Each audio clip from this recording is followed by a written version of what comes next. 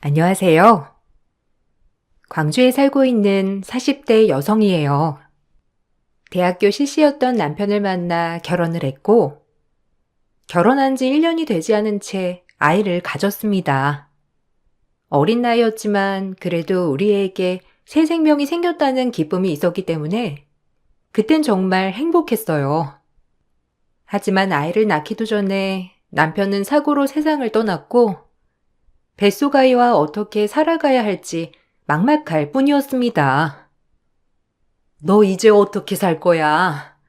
애를 낳아서 키워야 하는데 이 험한 세상 어찌 살아갈 거니? 아유, 불쌍해. 어떡하면 좋아? 나 혼자 애 키우면서 살아야지 뭐. 어쩌겠어. 그렇다고 나까지 세상을 등질 수도 없는 노릇이잖아. 내가 알아서 할게요. 너 엄마한테 말 그렇게밖에 못해? 뭐? 세상을 등져? 이럴 때일수록 더 열심히 살아야 하는 거야. 엄마가 널 제일 걱정하는 거 알면서 그러니? 너만 생각하면 아주 가슴이 쓰리고 아파 이거사. 힘들면 이 집에 들어와도 돼. 아빠가 좋아하시겠어요? 가뜩이나 마음에 안 드는 사윗감이랑 결혼했는데 이제야 들어간다면 뭐라고 하시겠어. 아빠가 말만 그러지. 그래도 너 내심 들어와 살기를 바라셔. 아빠도 사람인데 얼마나 마음이 안 좋겠니 이거사. 남편을 잃고 홀로 방황하던 때 친정엄마께선 친정에 들어와서 살라고 했지만 가뜩이나 제 결혼을 못마땅히 생각했던 아버지였기에 차마 바로 그러겠다고 할 수 없었어요. 반대한 결혼을 했었기 때문에 어떻게든 제 힘으로 살고 싶었거든요. 그렇게 혼자 아이를 낳고 아이가 3살이 되던 해 어느덧 아픔도 점점 치유가 되더라고요.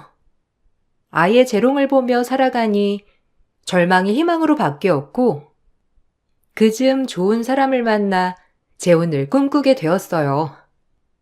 전 사별을 했지만 재혼한 남편은 이혼을 했었고 대신 아이는 없었답니다. 그렇게 서로 상처가 있는 사람끼리 만나 재혼을 했는데 행복을 꿈꿔 재혼을 했지만 재혼을 생각지도 못하는 시집살이가 기다리고 있었답니다. 처음 겪어보는 것이었기 때문에 당황스럽기 그지 없었죠. 애 딸려서 시집 왔으면 눈치라도 있어야 할 거 아니야? 어쩜 그렇게 넌 이기적이니? 너랑 네 새끼밖에 모르지? 아니요, 그게 아니라 어머님이 지난밤에 된장찌개 드시고 싶다고 해서 끓여 놓은 거예요. 그런데 갑자기 이러시면 입 다물어. 시어머니 말하는데 꼬박꼬박. 네 팔자가 그렇게 사나우니까 서방이 먼저 간 거 아니야? 내 아들도 그렇게 될까봐 무섭다 무서워.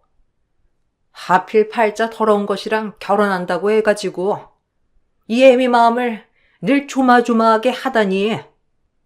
네가 어떻게 꼬셨길래 내 아들이 애 딸린더라도 괜찮다는 건지 난 정말 이해할 수가 없다. 아이고, 꼴 보기 싫어 정말. 어머님한테 제가 당연히 성에 차지 않는다는 거 알아요. 하지만 재혼 쉽게 결정한 거 아니고 그래도 이 사람이랑 행복하게 살기 위해서 결정한 건데 어머님 너무 그렇게 받아들이지 않으셨으면 좋겠어요.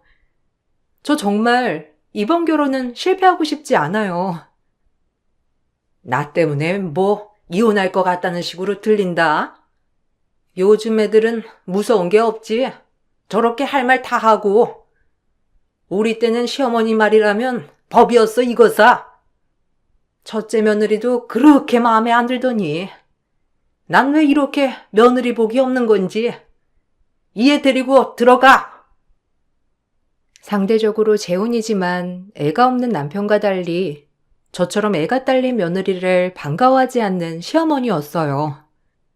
사실 결혼 전 그래도 아들이 외롭지 않게 돼서 좋아하셨던 것과는 달리 결혼을 하자마자 저렇게 돌변하시니 당황스러웠답니다. 그래도 2번째 결혼만큼은 정말 지켜내고 싶었고 절 못마땅해 하는 아버지에게도 꼭 잘 사는 모습을 보여드리고 싶었기 때문에 이악 물고 버텨냈어요. 그럼에도 견디기 힘들었던 것은 내 편이 돼주겠다던 남편이 어느새 시어머니 편이 되어 있더라고요. 쟤 보면 정이 안 간다. 아무리 애기지만 어떻게 하루 종일 징징대는지. 저런 애를 네가 아빠처럼 키울 수 있겠어? 그래도 어떡해요. 이왕 키우기로 한 거 내 자식처럼 키워야지. 뭐 마음이야. 아직은 좀 그렇긴 한데. 그래도 잘 해봐야지. 네가 무슨 죄를 지어서 남의 애까지 건사한다는 거야? 두 번째 결혼만큼은 실패하면 안 되니까 더 이상 말은 안 한다만. 쟤 그냥 애미 친정에다가 보내고 너네 애만 새로 가지면 좋겠는데 애미 보고 친정에 자주 가라고 하면 되잖아. 저도 그러고 싶은데 애라면 사죽을 못 쓰니까 말도 못 꺼내겠어서 그래요. 그게 됐으면 진작 보내라고 했겠죠. 하필이면 저런 며느리를 얻게 될 줄이야. 네가 아무리 재혼이라지만 넌 애도 없고 인물도 출중한데 아무리 생각해도 믿지는 장사하는 것 같아서 정말 기분이 안 좋아. 그래도 혹시 모르니까 애미한테 얘기나 좀 해봐라. 친정에 보내는 거 어떠냐고. 제 애를 본인 애처럼 키우겠다고 결혼 전에 그렇게 절 설득시키더니 결혼을 하고 나자 제 애를 멀리하는 남편이었습니다. 아무것도 모르는 제 아이는 아빠인 줄 알고 그렇게 따랐지만 제가 봐도 아이에게 차가운 모습을 하는 남편에게 실망을 하게 되었고 화장실 들어갈 때 다르고 나올 때 다르다더니 남편은 그런 사람임이 분명한 느낌이 들게 되었어요. 네 애 친정에 보내라. 안 되겠어. 내가 어떻게든 참아보려고 했는데 솔직히 너네 친정 부모님들도 양심 없는 거 아니냐? 딸이 재혼을 했으면 그 가정에 충실해서 애도 낳고 새 출발하는 걸 바라야지. 어쩜 손주를 키워준다는 말 한마디가 없어? 어머님, 제가 다른 건 다 참아도 제 애 보내라는 말은 못 참겠네요. 차라리 이혼을 하면 했지 애는 못 보내요. 만약 그렇게 애가 거슬린다면 제가 아이 데리고 나가겠습니다. 저 역시 어머님이 그렇게 말씀하시니 불편해서 못 있겠네요. 뭐? 너 지금 반항하니? 어디 며느리가 눈 동그랗게 뜨고 이혼을 한 해 만에? 네가 그러니까 팔자가 세다는 거야. 네, 저 팔자 세요. 근데 애는 못 보내요.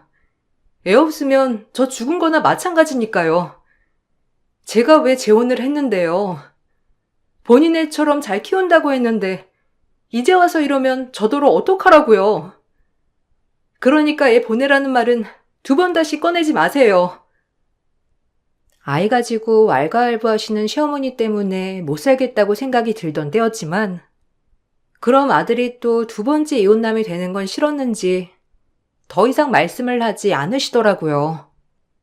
그리고 남편 또한 저에게 엄청 섭섭하다는 듯이 얘기를 하는 게 이해가 가지 않았죠. 엄마 딴에는 그냥 솔직히 피도 안 섞인 남이니까 날 위해 그렇게 말씀하실 수 있는 거 아니야? 그렇다고 이혼이라니. 당신 뭐라고 했어? 나랑 결혼할 때 이 아이 본인이 책임진다고 내일하고 그러지 않았어?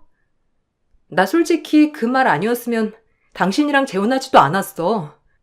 근데 이제 와서 그런 말을 하니까 내가 어이가 없잖아. 애 없으면 나도 안 살아 여기서. 아 그래 알겠어.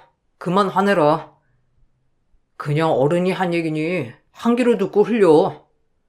너도 참 성격 좀 죽여. 나도 엄마한테 잘 얘기할게.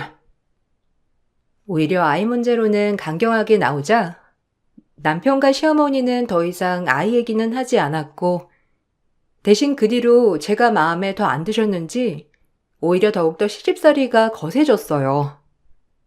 중간중간 친정엄마와 교류를 했어서 그런지 엄마는 날이 가면 갈수록 헬쑥해지는 저를 걱정했지만 오히려 잘 사는 모습을 보여주고 싶었던 저였기 때문에 친정엄마에겐 늘 웃어 보이곤 했죠.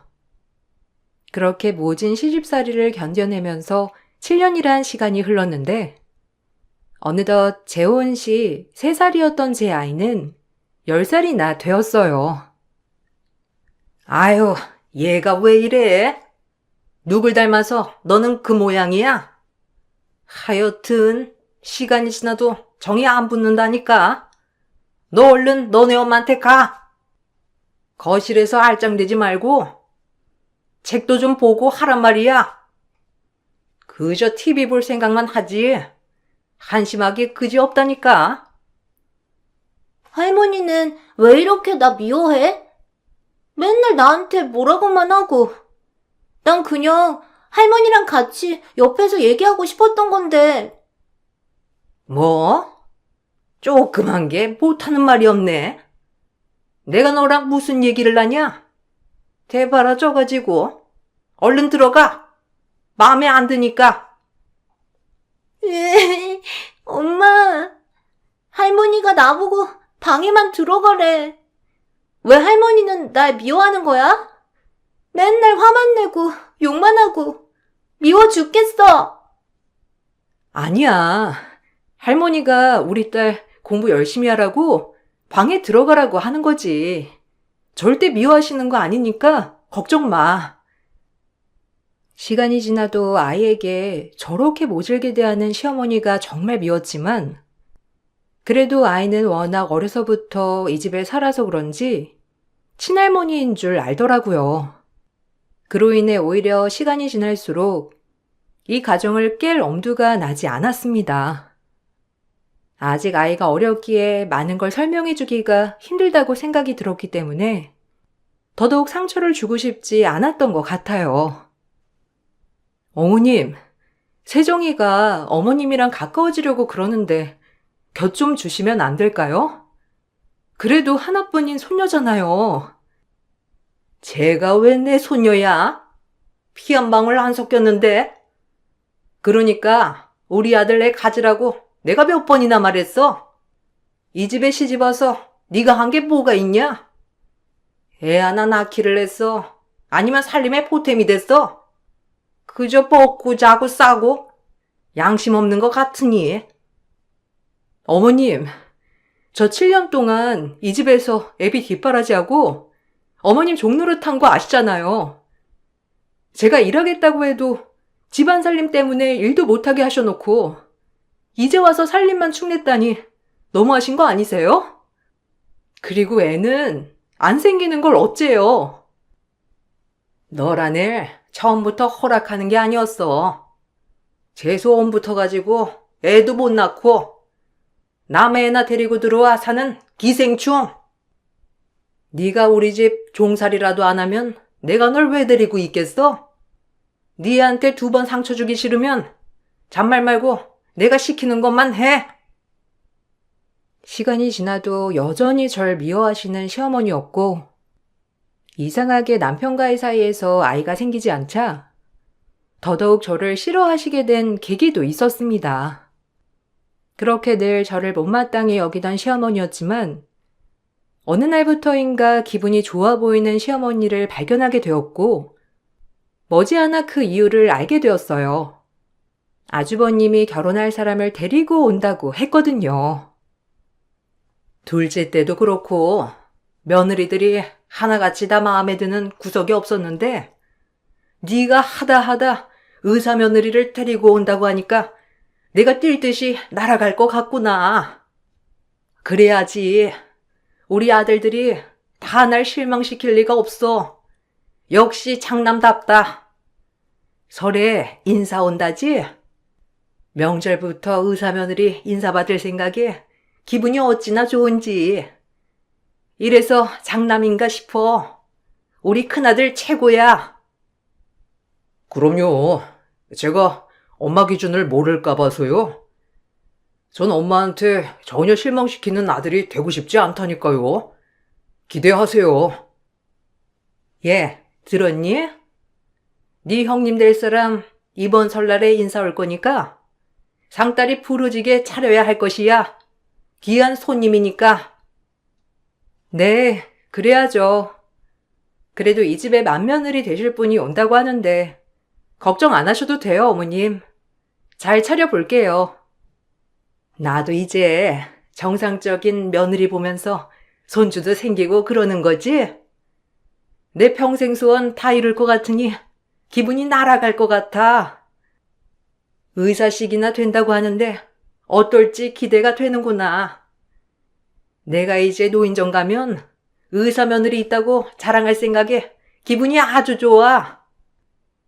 남편의 첫 번째 부인에 대해 전혀 물어보질 않아서 어떤 사람인지 모르겠지만 어머님은 늘 제 얘기를 하며 남편의 전처를 언급하곤 했는데 그때마다 둘 다 마음에 들지 않는다는 말이 대부분이었어요.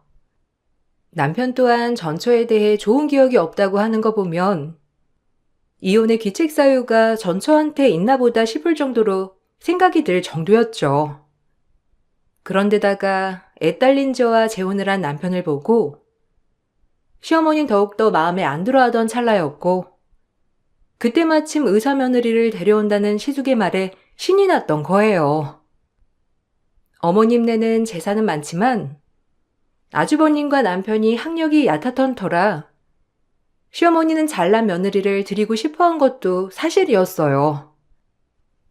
우리 첫째 며느리 새로 들어오걸랑 너네가 분가해서 나가라.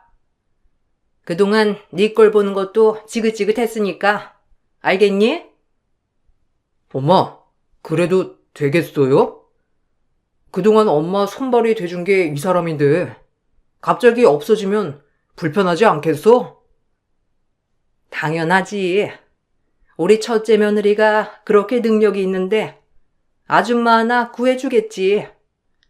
제가 그동안 내 수족처럼 손가발이 되어주었다만 쟤랑 제 딸내미 보면 진짜 속이 뒤집어져서 내 속이 말이 아니야. 그러니까 너희끼리 분가하고 살아 그냥. 죄송해요. 친손주 한번 안겨드리지 못해서. 그래도 어째 애가 안 생기는 걸. 그래도 노력은 더 해볼게요. 됐어. 이제 첫째 내가 손주 안겨주면 되는 거니까 너희끼리 알아서 살아라. 그래도 너 2번 이혼남 만드는 것보다 나아. 남편과 시어머니가 하는 얘기를 우연히 듣고는 어이가 없었고 제가 시어머니의 손과 발이라면서 남편이 지칭하는데 7년 동안 정말 시어머니의 노력살이를 한 것 같아 기분이 좋진 않았습니다. 그럼에도 저희 아이에게 아빠라는 자리를 만들어 주었으니 꾹 참아내야겠다고 또 한 번 이를 악물었는데 그저 아이에게 미안한 마음이 많이 들었기 때문에 이게 정답이라고 어리석게도 생각했던 거예요. 그리고 설 준비로 어김없이 시장을 봐오면서 집에 들어가고 있는데 제 인생을 바꿔놓을 한 사건이 일어나게 되었어요. 그 사건을 마음에 두고 의사 형님이 방문하기로 한 날이 되었고 시어머니는 들떠 있었어요.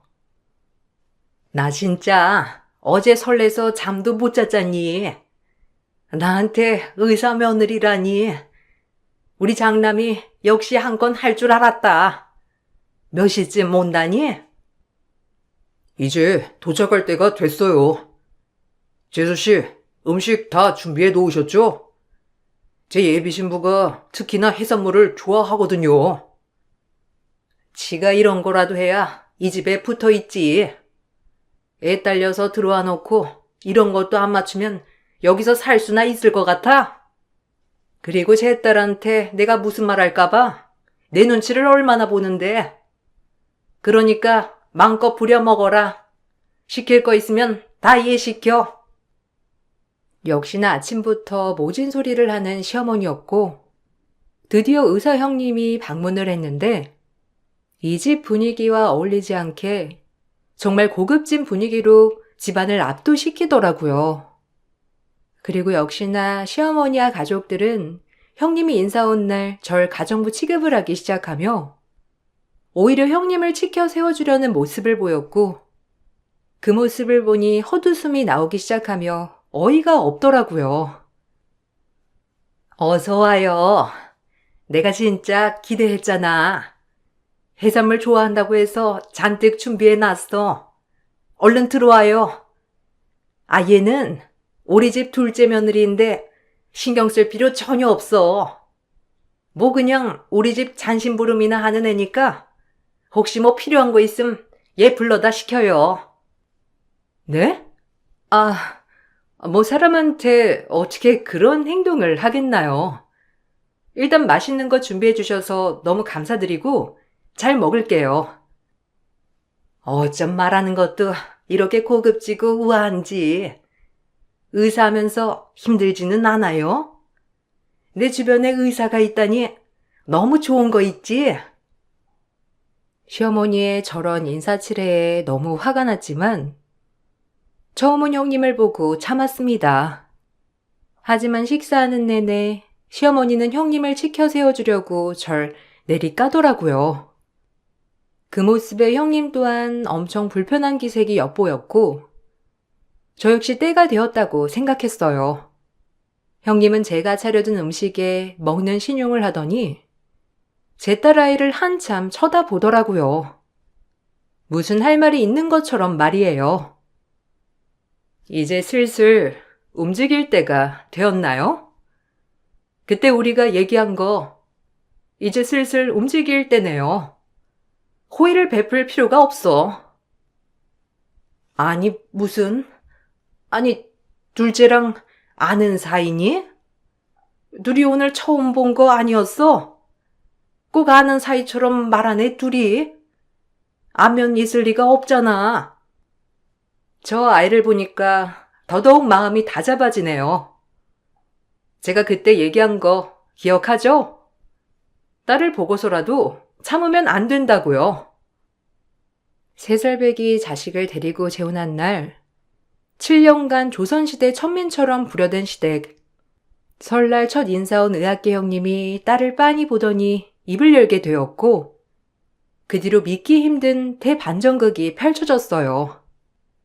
사실은 그날 시장에 갔다가 만나게 된 사람은 형님이라는 사람이었고 저에게 갑작스럽게 다가와선 본인을 소개하였는데 저 역시 가족이 될 사이니 그저 그런 형님이 반갑게만 느껴졌습니다. 안녕하세요. 김의찬 씨 부인 되시죠? 저 이번에 인사하기로 한 김의찬 씨 형님 예비신부 될 사람이에요. 말씀 좀 나누실까요? 어머, 안녕하세요. 절 어찌 알고, 네네, 그러시죠. 와, 듣는 것보다 훨씬 더 미인이신데요? 요 앞에 카페 있어요. 그렇게 형님들 사람과 카페에 들어가게 되었고, 형님은 그동안의 이야기를 구구절절 해주었는데, 정말 충격적이었습니다. 그리고 왜 의사까지 된 사람이 이런 집안에 시집을 오려고 하는지 의아했지만, 이 모든 사실을 듣고 이해가 단번에 가더라고요. 김의찬 씨, 한번 이혼한 경험이 있잖아요. 사실 그 결혼했던 사람이 제 친동생이에요. 그때 친동생과 당신 남편이 결혼했을 때 전 외국에 체류 중이라 결혼식이랑 상견례에 가지 못했고 저보다 상대적으로 많이 배우지 못했던 동생이었기 때문에 그 집안에서 엄청나게 시집살이를 했나 보더라고요. 뱃속에 아이도 있었지만 허구한 날 손찌검에 시어머니 시집살이를 감당해내지 못하고 아이는 유산되었어요. 그리고 결국 유산 후 이혼까지 당하고 바보같이 세상을 등졌답니다. 유서 하나만 남기고 말이죠. 그런 남자랑 지금 사시는 거예요. 유서를 보고 그 집안을 박살내야겠다고 오래전부터 생각했어요. 그런데 그 사람이 재혼을 했고 알아보니까 당신은 정말 애 하나 데리고 재혼하여 또다시 제 동생처럼 당하고 있더군요. 아니, 이혼한 건 알았는데 세상에 그런 히스토리가 있는 줄 정말 몰랐어요. 좀 끔찍하네요. 어떻게 그런 일이... 그쪽 부부 사이에 관여하고 싶진 않지만 그동안 제가 의찬 씨 형을 만나면서 알아본 바로는 딸 때문에 참고 사는 것 같다고 하더라고요. 요즘 세상이 어떤 세상인데 전 다시는 제 동생 같은 일이 벌어지지 않았으면 해서 지금 이렇게 말씀드리는 거예요. 그리고 형님은 본인이 짠 계획을 얘기해 주었고 저 역시 많은 생각을 하게 되면서 딸을 위해서도 이런 남자와는 살 수 없다고 판단하였답니다. 그리고 시어머니가 증여세 혜택을 받으려고 남편 이름으로 해야 할 본인의 부동산을 제 앞으로 해놓은 것을 생각해내었죠.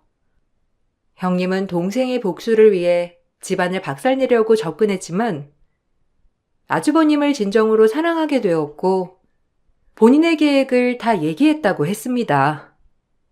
그러자 아주버님은 정말 마음 아파하며 형님을 돕겠다고 했고 드디어 그것이 밝혀지게 된 거예요.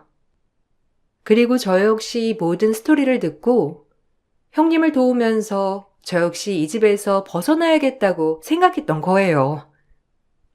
신송이 아시죠? 제 동생이에요. 아마 잘 알 거라고 생각합니다. 그동안의 반성은커녕 또다시 며느리를 들이고 종처럼 부리다니. 또 제 동생 꼴 나게 하고 싶어서 그러신 거예요? 당신이 직접 말해. 그래야 당신 어머님이 충격 받으실 것 같으니까. 사실 이 사람 만나고 전 재수씨 얘기 다 듣고 나서 생각 많이 했어요. 근데 이건 아니더라고요. 아무리 우리 엄마고 내 동생이지만 본인들만 생각하고 사는 건 아닌 것 같아서 전 이 사람 편에 서기로 했어요. 절 원망 마세요. 엄마가 뿌린 거니까. 그게 무슨 말이야? 편에 서다니? 아니 알아듣게 얘기를 해야지. 신송이가 네 동생이라는 거냐? 아니 어떡해. 그런 애가 네 동생이야. 저보다 많이 못 배우고 그랬지만 하나뿐인 제 동생이었어요. 아이까지 유산시키고 이혼까지 시킨 당신 인간이 아니지. 지금 이 사람 명의로 되어 있는 재산 제 동생한테 사죄하는 뜻으로 받아들이고 재산은 저희가 가져갈게요. 그러니 손가락 빠셔요. 뭐? 지금 네가 내 아들한테 대놓고 날 골탕 먹이려고 접근했다는 걸 내가 듣고 가만히 있을 것 같아?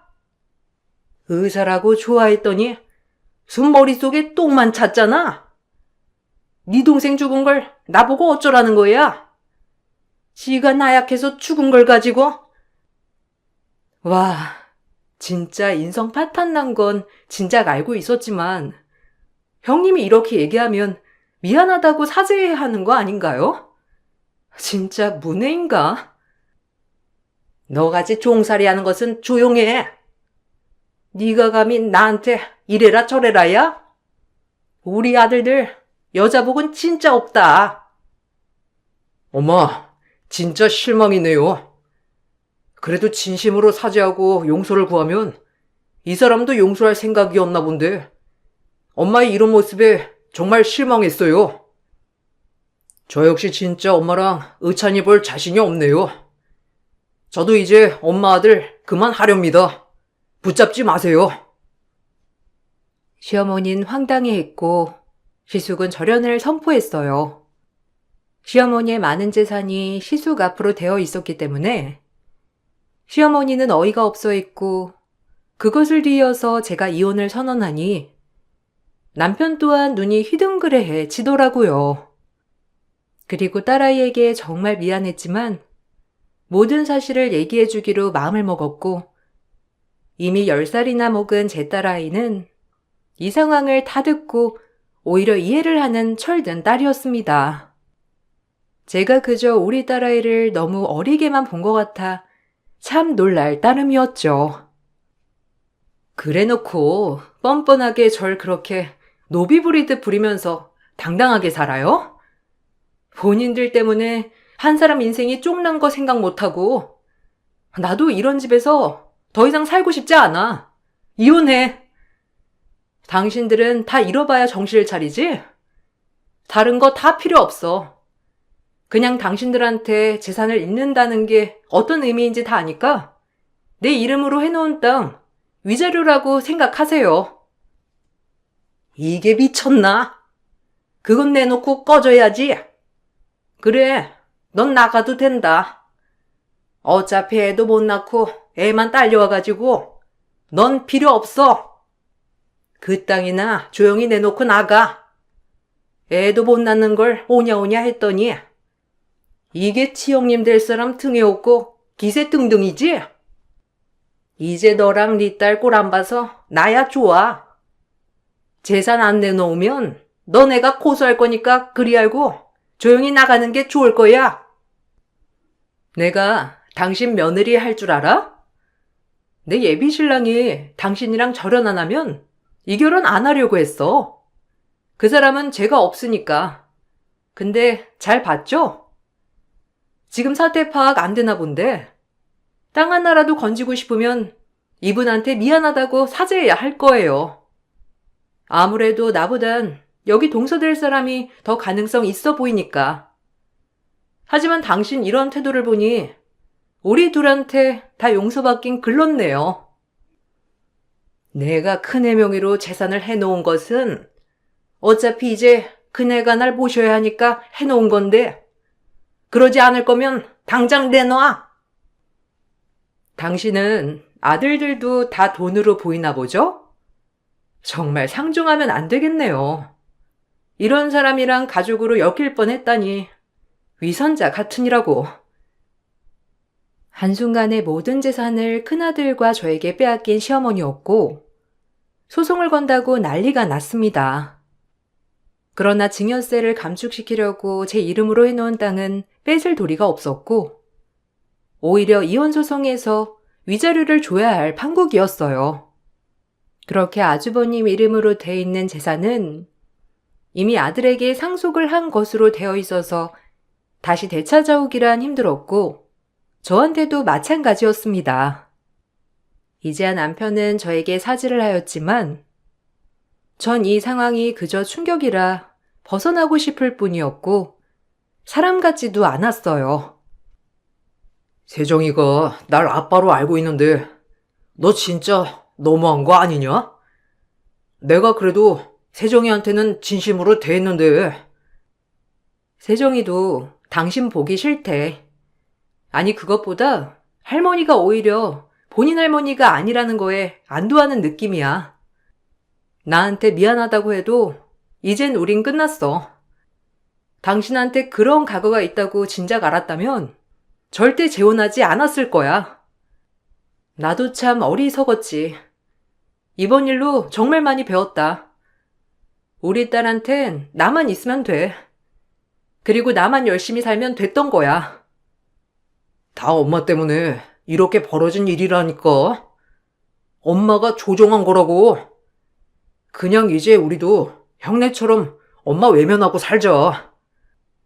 아니, 당신도 똑같은 인간이야. 당신 형을 봐. 그런 사람 아니었잖아? 피는 못 속인다는데 당신은 그냥 그런 족속인 거야. 그리고 법정에서 돌아서는 길 형님을 마주하게 되었고 형님에게 정말 고맙다고 인사를 하였습니다.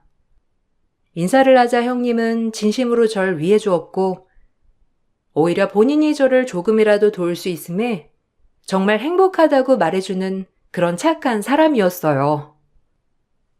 감사해요. 그리고 제가 왜 그렇게 살았는지 정말 모르겠네요. 아마 그쪽 아니었으면 아직까지 딸을 위한답시고 그런 집에서 버텼겠죠. 그런 사람은 아빠 자격이 아예 없는데 말이에요. 제 딸 때문에라도 이렇게 살면 안 된다고 해주셔서 감사합니다. 정말 많은 걸 배우게 된 것 같아요. 그때 형님을, 아니, 승미 씨를 안 만났으면 어떨까 아찔하기도 하네요. 제 동생 같아서요. 나이 또래도 비슷하고 똑같은 일이 반복되면 안 되잖아요. 그래서 그런 거니까 너무 고마워하지 않으셔도 됩니다. 어디서든 행복하게 사시길 바랄게요. 저 역시 이제 조금은 내려놓고 제 행복을 찾아보려고요. 동생 잃은 슬픔 어디에도 치유받을 순 없겠지만 그래도 동생이 정말 기뻐할 거예요. 그리고 저 역시 너무 감사드려요. 그렇게 마지막으로 형님이란 사람을 봤어요. 시어머니네와 손절하고 둘이서 조촐한 결혼식을 올리고 잘 산다고 하더라고요. 워낙 많은 재산이 아주버님 앞으로 되어 있었던 터라 사는데 지장이 없었고 시어머니와 남편은 얼마 남지 않은 재산 때문에 엄청 배 아파했어요. 저에게도 둘이서 위자료를 줘야 했기 때문에 더욱더 억울해 보이는 건 사실이더라고요.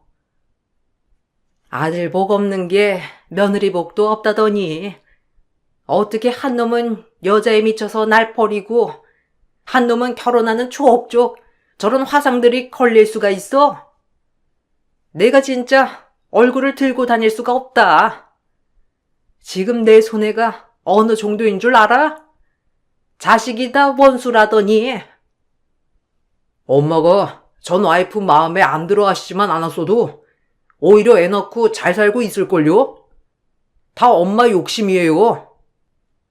너도 걔한테 손찌검하고 욕했잖아. 어디 원망할 데가 없어서 나한테 원망을 해? 너까지 날 아주 잘하면 버리겠다. 나쁜 자식. 엄마가 하도 마음에 안 든다 하니까 저도 무시했던 거라고요. 저 역시 엄마한테 질리네요. 진짜 평생 엄마 기대에 맞춰 살려고 했는데 이젠 그렇게 못하겠어요. 독거 노인으로 평생 살아보세요. 욕심이 짝짝꿍이던 남편과 시어머니는 결국 파탄이 났고 동네에서 아주 고약한 할머니라고 어머님은 소문이 났어요. 전 남편도 모든 걸 잃고 원양어선을 타러 간다는 말만 돌 뿐 호련히 자취를 감추었다고 하더라고요. 뭐 알 바는 아니지만요. 그리고 이 모든 일을 겪고 전 딸과 새 출발을 시작했는데 두 번째 결혼마저 파탄이 나서 친정아빠는 속상해 하셨지만 그래도 옛날처럼 질책하지 않고 오히려 저를 끌어안아 주시더라고요. 저에게 이런 따뜻한 가족이 있었는데 왜 그땐 몰랐는지. 이제 모든 거 다 잊고 새 출발하자꾸나. 나도 그동안 미안했어. 내가 이제 세정이한테 아빠 겸 좋은 할애비가 되어줄게. 아빠, 너무 감사해요. 그리고 또 한 번 실망시켜서 죄송해요. 정말 이번엔 아빠 엄마한테 보란듯이 보여주고 싶었는데. 아니야. 내가 널 이렇게 사지로 몰아넣은 것 같아 더 미안해. 그때 남편 잃고 널 따뜻이 안아주었어야 했는데.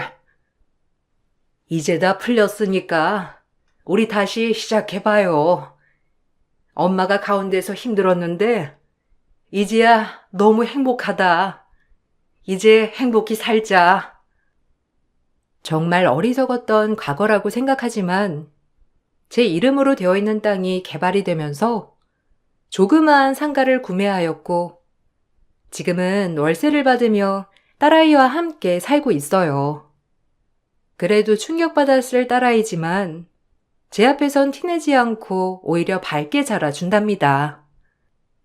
그리고 처음으로 세상을 떠난 딸아이 아빠에게 인사를 다녀왔는데 딸아이는 무엇보다 씩씩하게 아빠에게 쓴 편지를 고이 놓고 왔더라고요.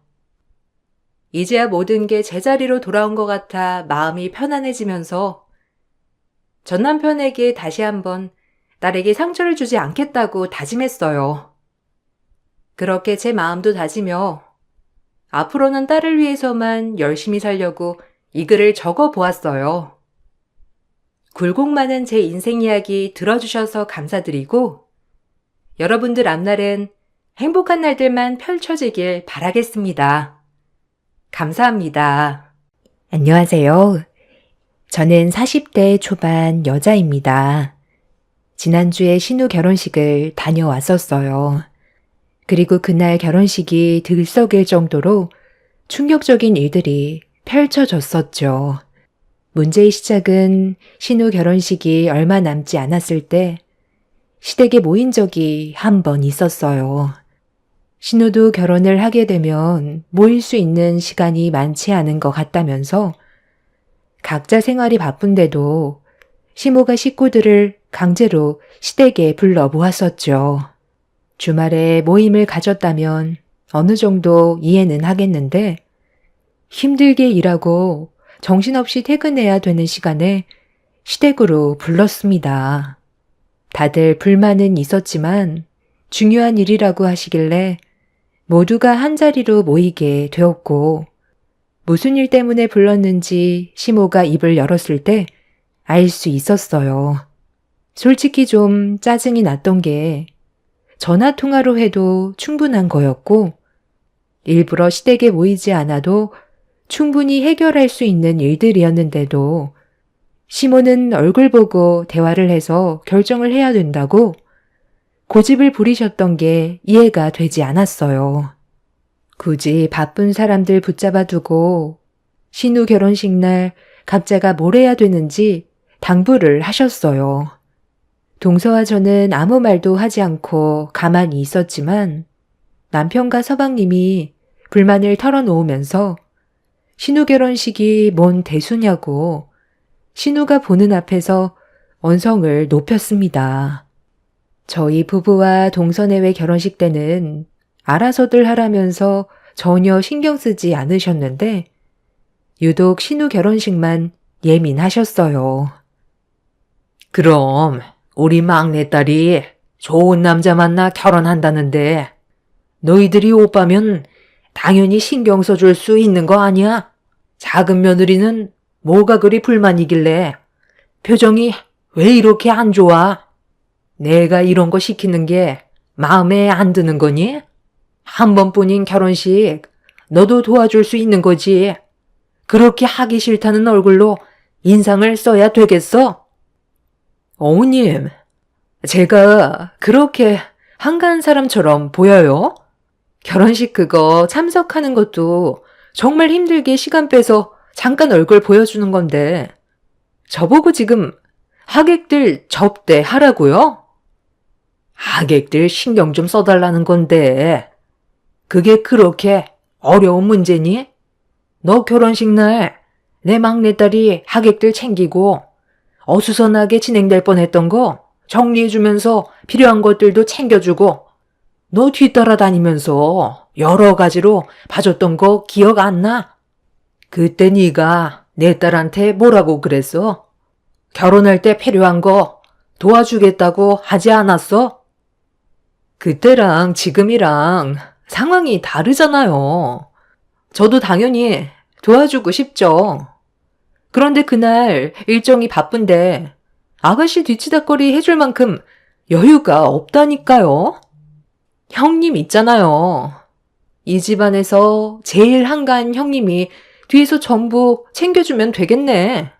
그리고 헬퍼 이모 있고 인원이 부족할 것 같으면 돈을 주고 사람을 더 충원하면 되는 거 아니에요? 저 결혼식 날 도와주지 않아도 된다는 거 굳이 나서서 아가씨가 도와준 거잖아요. 그때 얼마나 부담스러웠었는데요. 어찌됐든 저는 그날 도와줄 수 없어요. 결혼식 날 때도 얼굴 잠깐 비추고 가야 하니까 어머님도 제 사정 이해해 주세요. 아가씨 결혼식 문제로 너무 예민하게 행동하시는 거 아세요? 그래요. 굳이 이렇게까지 부를 필요도 없었잖아요. 하루 종일 힘들게 일하고 이제 집에 좀 들어가서 쉬려고 하는데 고집 부려서 한자리에 모았으면 적어도 음식 정도는 준비해 주셨어야죠. 저녁도 안 먹었는데 속쓰리게 과일을 내주시면 어떡해요? 이 사람 요즘 스트레스도 많이 받아서 잘 챙겨 먹어야 한다고요. 아, 그러면 되겠네. 형님 어머니께서 식모일 하지 않아요? 이 집 저 집 다니면서 파출부 일 같은 거 하신다면서요? 그럼 뒤처리 해주는 일 같은 거 전문적으로 하실 텐데 이번에 좀 도와달라고 말 좀 해보세요. 가족인데 그 정도도 못 해줘요? 저희 집안이야 아시다시피 사자 집안이라 그런 하찮은 일은 할 수 있는 사람이 없잖아요. 형님 어머니께서 도와주시면 딱이겠구만. 그런 일도 해본 사람이나 하는 거지. 괜히 도와주겠다고 설쳤다가 오히려 결혼식에 방해만 된다니까요. 재수씨, 말이 좀 심한 것 같은데? 우리 장모님이 하시는 일이 뭐 어때서 그런 식으로 내리깔면서 얘기하는 거지? 그러는 재수씨는 뭐가 그리 잘났다고 우리 어머니가 시키는 일을 대놓고 거절하면서 불만을 늘어놓는 건데? 똑같이 우리 집안 며느리로 들어왔으면 당연히 해줄 수 있는 거지. 재수씨는 사자 직업도 아니고 그냥 놀고 먹는 백수면서 뭐가 그리 바쁘다는 건지 모르겠네. 나이가 몇인데 언제까지 내 동생이랑 친정 덕 보면서 살 거야? 친정이 사자 집안이라 돈 좀 번다고 재수씨가 뭐 좀 되는 줄 아나 본데? 본인이 잘난 게 아니라 재수씨 집안이 잘난 거야. 처음 인사 왔을 때부터 개념 없어 보이더니 이젠 아주 막말을 일삼네. 뭐라고요? 아주버님, 지금 말 다 했어요? 그러는 아주버님은 얼마나 잘났는데요. 그 나이 먹는 동안 공사판에서 일하면서 뭐가 그리 당당한 건데요? 그만들 해라.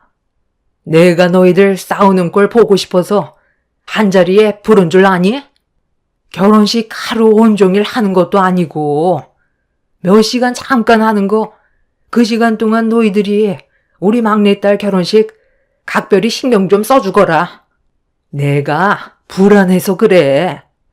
너무 급하게 식을 올리는 것 같아서 최대한 문제 생기지 않게 준비하고 싶어서 그러는 거니 너희들이 좋은 마음으로 도와줬으면 좋겠구나. 2번 하는 것도 아니고 인생에 딱 1번 하는 결혼식 좋은 기억으로 남을 수 있게 부탁 좀 하마. 시모가 신우 결혼식을 불안해하고 있었던 건 만난 지 3년도 아닌 3개월 만에 결혼을 하겠다고 하도 졸라서 어쩔 수 없이 허락을 해줬었지만 서로가 알아간 시간이 짧기 때문에 시모는 걱정이 많아 보였습니다.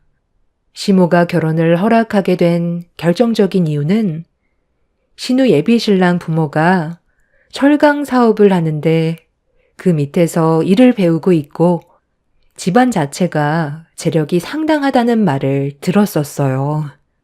둘이 소개로 만났다곤 하는데 워낙 집안 차이가 심해서 결혼을 허락받았다는 말을 들었을 때 시모 입장에선 많이 불안해하는 것 같았습니다.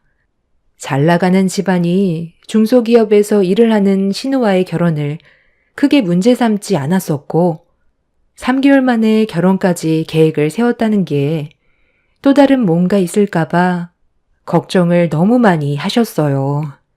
예비신랑 집안에서 좋은 마음으로 2사람의 사랑을 진심으로 응원해서 허락한 결혼일 수도 있겠지만 누구나 한 번쯤은 의심을 할 수밖에 없는 상황이기는 했습니다. 그렇다고 신우의 예비신랑 회사가 문제가 있거나 그런 건 아니었어요.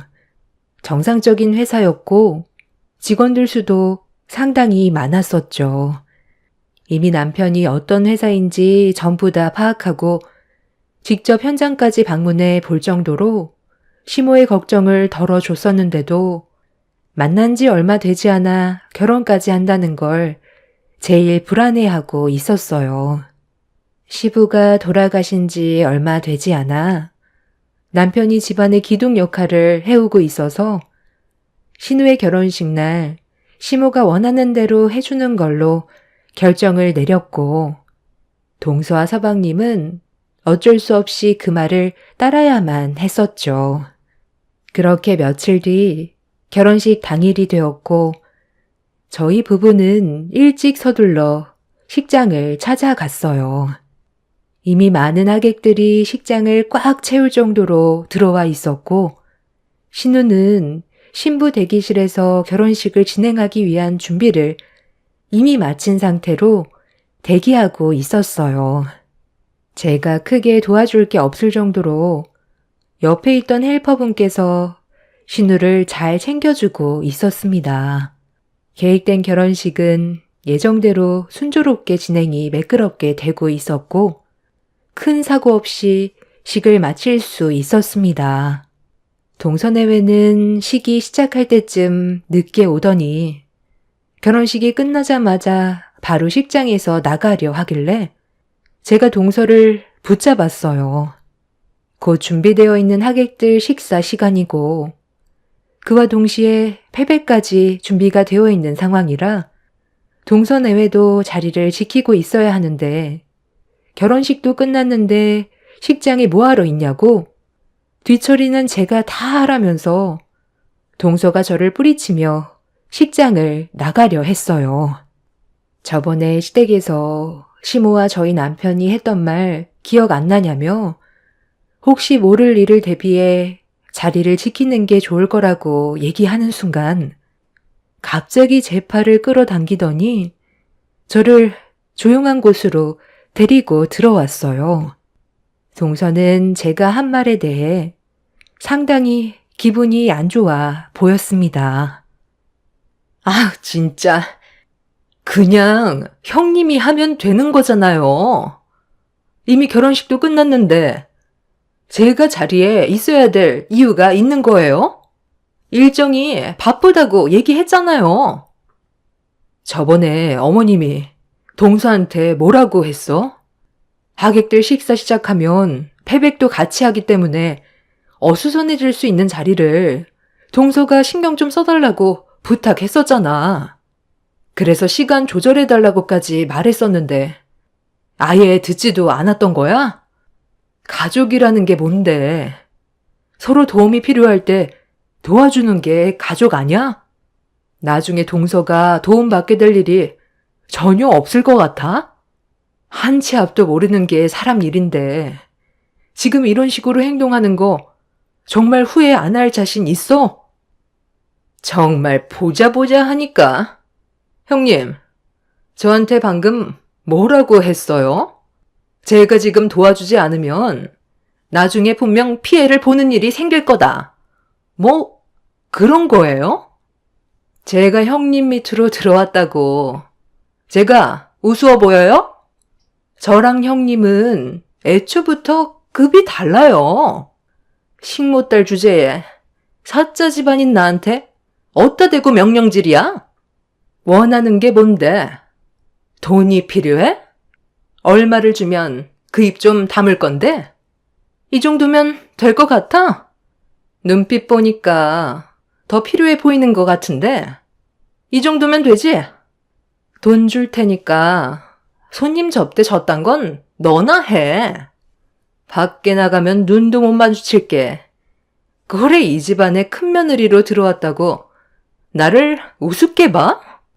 우리 첫째 오빠가 의사고 둘째 오빠가 변호사야. 꼴랑 결혼식 하나 하는 거 가지고 엄청 호들갑 떠는 이 집안도 문제지만 융통성 없는 어머님 때문에 이게 뭔 고생이야?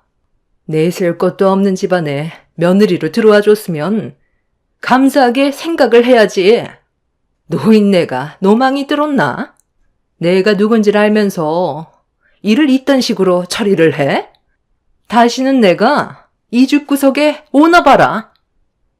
동서는 혼자 흥분하면서 저에게 막말을 퍼붓더니 지갑에서 꺼낸 수표로 제 뺨을 내리쳤어요. 순식간에 벌어진 상황으로 인해 저는 할 말을 잃었었고 동서는 제 얼굴을 향해 수표를 던졌습니다. 너무 큰 충격을 받은 저는 당황스러워 개념 없는 그런 동서를 도저히 용서할 수가 없어 똑같이 머리채를 잡아채려는데 갑자기 옆에 있던 병풍이 동서와 제 앞으로 넘어졌어요. 그리고 병풍 뒤에 이 모든 상황을 듣고 있었던 시모가 자리에서 일어나 저와 동서를 쳐다보고 있었습니다.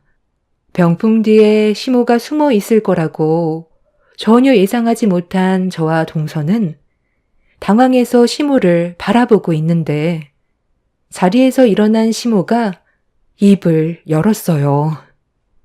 우리 막내딸 결혼식이 다른 때보다 유독 긴장을 많이 해서 그런지 급격하게 피곤해져서 잠깐 패백실에서 한숨 돌리고 있었는데 이게 다 무슨 말이니? 작은 며느리, 방금 네가 한 말 내 앞에서 다시 뱉어봐라. 분위기 파악 못하는 건 우리가 아니라 너 같은데? 너희 집안이 잘 나가면 어른이고 뭐고 다 필요 없다는 거냐? 이런 식으로 행동해도 된다고 사돈분들이 가르치던? 너희 오빠들이 사자 직업을 가지고 있는 거지. 너는 어디 명함 한 장 내밀지도 못하는 그냥 날백수면서 지금 누구한테 뭐라고 그러는 거야? 당장 이 자리에서 무릎 꿇고 빌지 않는다면 오늘 패백실에서 곱게 나가지는 못할 줄 알아라. 방금 네가 큰며느리한테 뺨을 올려치는 소리를 들었는데 손이 발이 되도록 빌지 않으면 내가 널 가만두지 않으마. 내가 너한테 일을 하라고 시켰니? 그냥 혹시 모를 일을 대비해 자리만 지켜주고 도움을 요청할 때 가족이니까 네가 좀 도와달라는 건데 그게 그렇게 싫어서 상황을 이렇게까지 만들어? 당장 내 앞에서 무릎 꿇지 못해? 내가 왜 무릎을 꿇어요? 지금까지 살면서 남한테 무릎 꿇어본 적 단 한 번도 없다고요. 잘못한 게 있어야 무릎을 꿇든지 하죠. 저리 비키세요.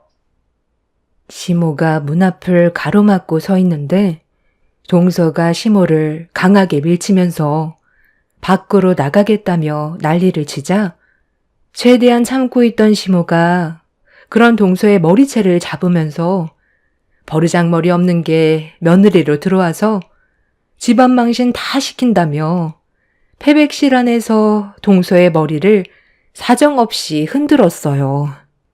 동서도 당하지만 않고 시모의 머리채를 잡길래 제가 중간에서 말리려 했지만 동서가 제 머리채를 잡아채는 순간 좀 전의 상황들로 인해 안 좋아진 감정 때문인지 저까지 눈이 돌아버려 동서의 머리채를 잡아 넘어뜨렸어요. 순식간에 패백시라는 아수라장이 되어버렸고 그렇게 2대1은 역부족이라고 생각했는지 도망을 치려 하길래 제가 동서의 발목을 잡아 넘어뜨렸습니다.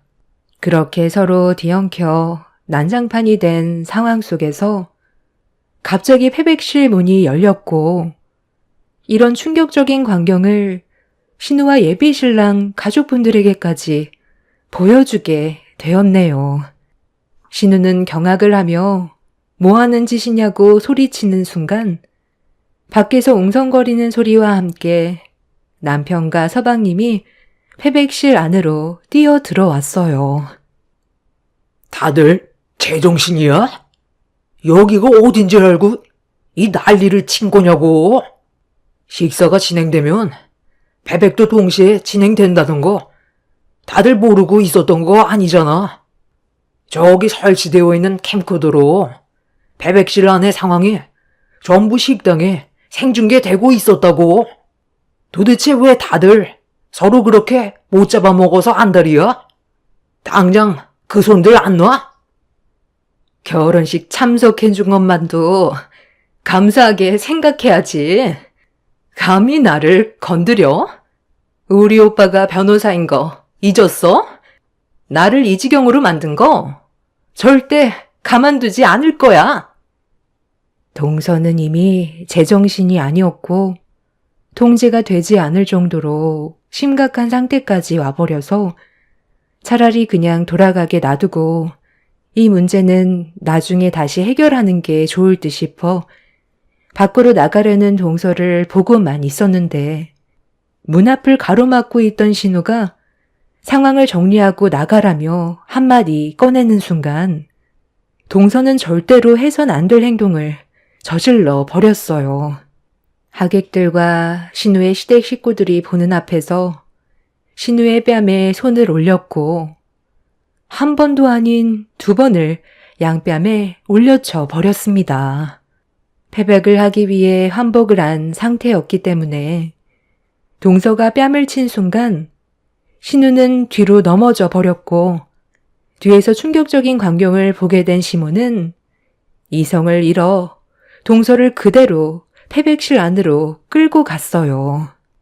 서방님 또한 동서가 아무리 자기 아내라 해도 팔은 안으로 굽는다고 눈이 돌아버렸고 그렇게 신우의 결혼식은 아수라장이 되어 버렸습니다.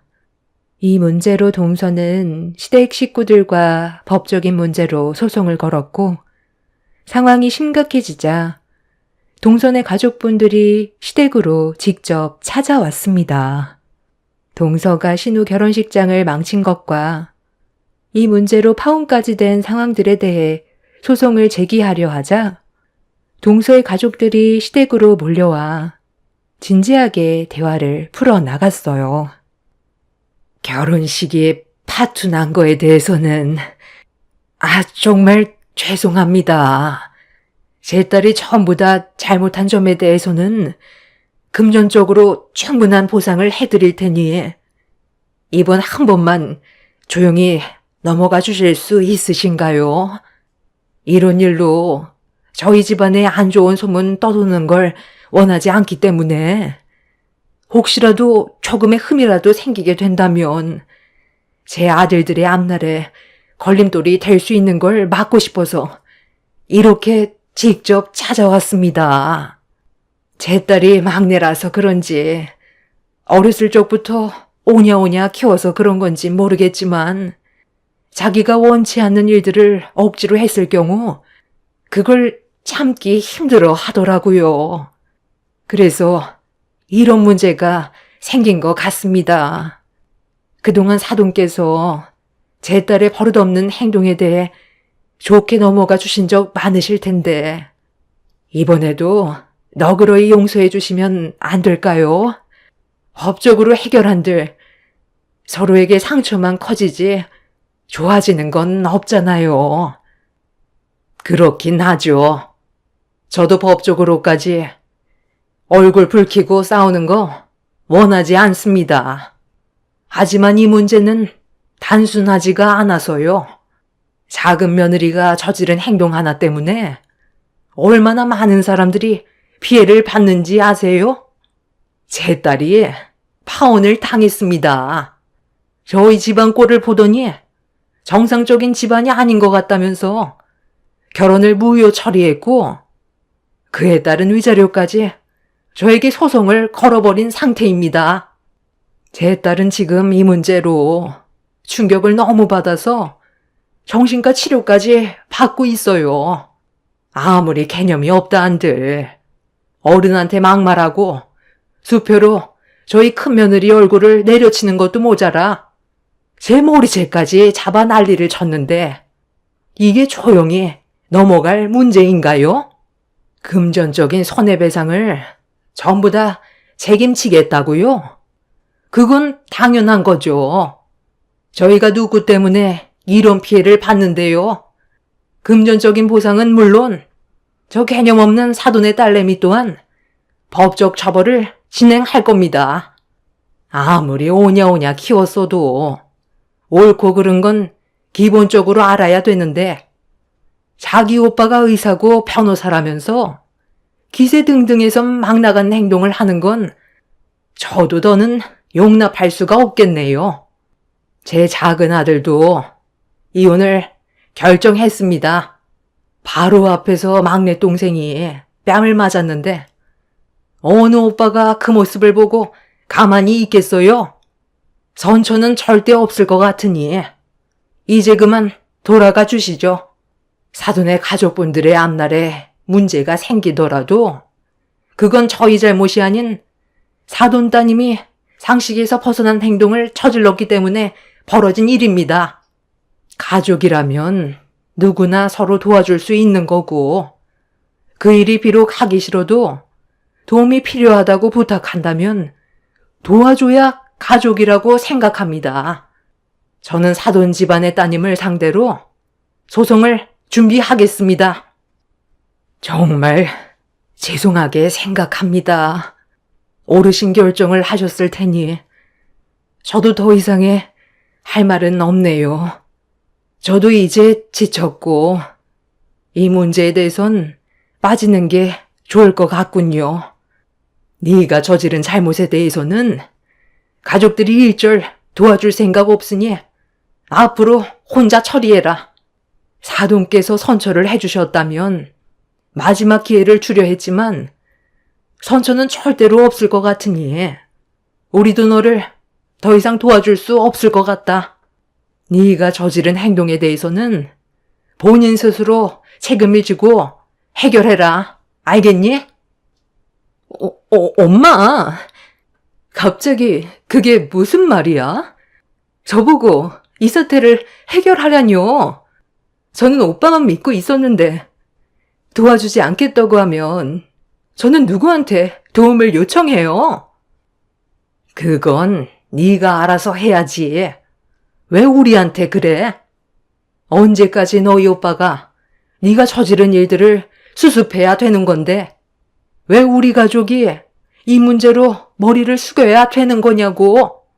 오늘 이 시간 이후부터 너한테 금전적으로 지원해주던 모든 것들을 전부 다 빼앗기로 결정을 했다.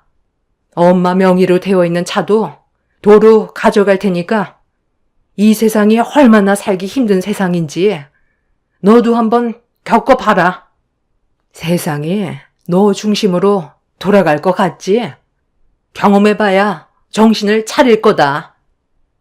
엄마! 내가 그 차 얼마나 아끼는지 알면서 지금 내 전부를 빼앗겠다고? 정말 이렇게까지 할 거야? 내가 뭘 잘못했다고 그래. 싫다고 얘기한 것뿐이고 나를 강압적으로 몰아세우려 했던 건 저 사람들이야. 나는 정말 잘못한 거 하나 없다니까? 엄마까지 내 편이 안 돼주면 나는 누구한테 도와달라고 해야 되냐고. 너희 아빠는 금전적인 지원 해수는 물론 전륜을 끊어내라고 난리도 아니었다. 가만두지 않겠다는 거 겨우 말리고 여기로 온 거라고. 너는 아직까지 뭐가 잘못된 건지 알지 못하는 거야? 금전적인 지원이 끊어지는 것보다 중요한 문제가 뭔지 몰라? 네가 진심으로 저분들께 용서를 구하는 일이 먼저라고. 동서는 전혀 예상하지 못한 전개로 흘러가기 시작하자 그제서야 고개를 숙이며 죄송하다고 했지만 전혀 진심이 느껴지지 않았어요. 시모는 용서를 구하는 동서를 받아주지 않았고 서방님은 동서의 어머니한테 이혼을 진행하겠다는 확고한 의사를 밝혔습니다. 동서 내외는 아이가 없어서 이혼을 하게 되면 한 달의 숙려 기간을 끝으로 법적인 남남이 되는 상황이었죠. 동서가 아이를 너무 싫어했어요. 인생을 즐기면서 살고 있는 자신의 삶을 아이로 인해 빼앗기고 싶지 않다면서 아이 가지는 걸 원하지 않았었습니다. 처음에는 서방님과 결혼할 당시 아이도 생각 중에 있다고 얘기해 놓고 결혼식이 끝나고 태도가 돌변해서는 계속해서 아이 가지는 걸 미루고 있다가 본색을 드러냈었죠.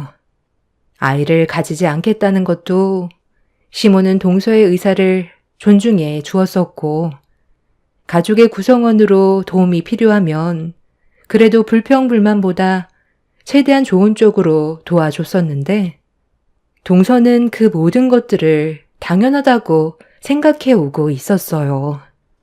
결국 자기 가족들에게까지 내쳐지게 되자 오갈 데가 없어진 동서는 그제서야 분위기를 파악했는지 진심으로 눈물을 흘리면서 용서를 구했지만 이미 저희는 확고하게 마음을 잡았던 터라 선처는 없었습니다.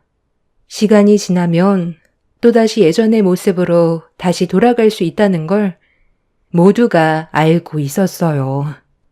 같이 살아갈 수 없는 결정적인 이유는 신우의 결혼식이 파투가 났기 때문에 되돌릴 수 없을 정도로 상황이 심각해져서 법적으로 소송을 진행할 수밖에 없었습니다. 저 또한 살면서 남에게 수표로 뺨을 허용했던 적은 단 한 번도 없었어요. 그날 너무 큰 충격을 받았었고 제가 받은 신체적, 정신적 피해에 대해서도 소송을 진행 중입니다. 현재 동서는 매일같이 시댁과 저희 집에 찾아와 용서를 구하고 있고 서방님과 이혼을 하지 않으려고 악착같이 버티고 있어요. 이 상황을 해결해야지만 동선의 가족분들이 받아주기로 했었거든요. 하지만 이미 돌이킬 수 없는 결과로 이어졌기 때문에 아마 동선의 가족들의 품으로도 돌아가기는 힘들 겁니다. 그쪽 집안도 그동안 상당히 많이 힘들었었는지 두 손 두 발 들어버렸고 혼자가 된 동서는 현재 자신의 위치를 뒤늦게 깨달았네요. 가족이란 서로 힘들 때 도와줄 수 있는 게 가족이잖아요. 신우 결혼식 날 힘든 일 부탁한 것도 아니고 원활한 결혼식 진행을 위해서 아주 잠깐 부탁한 거였고 크게 신경 쓸 일도 없었습니다. 나중에 동서의 솔직한 마음을 듣게 됐는데 타인보다 자신의 위치가 밑에 있다는 걸 보여주기 싫었다고 하더라고요. 한마디로 세상 모든 사람들이 자기보다 아래에 있다고 생각을 했던 거였죠. 그러니 제 얼굴에 손을 올렸고 시모의 머리채를 잡았을 때도 더 큰 소리치며 화를 냈던 거였습니다. 이 일이 불과 일주일 전에 있었던 일이네요. 앞으로 법적 소송을 제기하기 위해 준비 중에 있지만 이런 사람 선처해줘봤자 저희가 이득 볼 수 있는 게 하나도 없다는 거 알기 때문에 절대 조용히 넘어가지 않을 생각입니다. 인생이 자기 중심대로 흘러가지 않는다는 걸 이번 일을 통해 뼈저리게 느끼게 해주려고요. 제 사연 들어주신 여러분들께서는 언제나 가족들과 서로 배려하고 어려울 때 도와가며 좋은 관계 유지하시길 바랍니다. 감사합니다. 안녕하세요. 4살 아이를 키우고 있는 싱글맘이랍니다. 지금은 친정에서 생활을 하고 있는데 사실 저희 부모님은 부부의 이혼에 대해서 호의적인 편은 아니었어요. 아이가 건강하게 자라기 위해서는 부모가 모두 있는 가정이 우선이라고 생각하셨죠. 그렇지만 제가 이혼을 하고 나서는 그 생각이 완전히 바뀌셨는데요. 이렇게 바뀌게 된 계기를 여러분들에게 알려드리려고요. 신혼 때 전 남편은 무척이나 부지런한 사람이었는데 퇴근하고 나서 집안일도 척척 알아서 잘했고 일도 열심히 하는 사람이었죠. 그런 남편과 결혼을 한 게 전 축복이라 생각을 했었지만 처음엔 전 바로 임신을 할 계획이 없었어요. 아직 연차가 높은 편도 아니었고 좀 더 일을 하고 싶었기 때문이었어요. 그런데 남편과 시댁에서 적극적으로 임신을 지원하겠다고 나섰어요. 여보, 나는 아직 더 일을 하고 싶어. 사실 임신을 하는 건 문제도 아니고 회사에서 출산 육아휴직도 잘 되어 있는 건 맞지만 아이가 태어나고 나서 돌보는 게 문제잖아. 당신이나 나나 평소에도 야근도 많고 바쁜데 우리 둘이서 어떻게 아이를 돌볼 수 있겠어. 그렇다고 육아휴직 끝나고 이제야 돌진한 아이를 어린이집 맡기는 게 쉬운 것도 아니고, 좀 더 연차 쌓이고 나면 경력도 있을 거고, 프리랜서로 일도 할 수 있을지 모르니까, 그때 되면 계획하는 게 나을 것 같아. 지금은 조금 이르고, 한 3, 4년 뒤에 임신 계획하는 게 어때?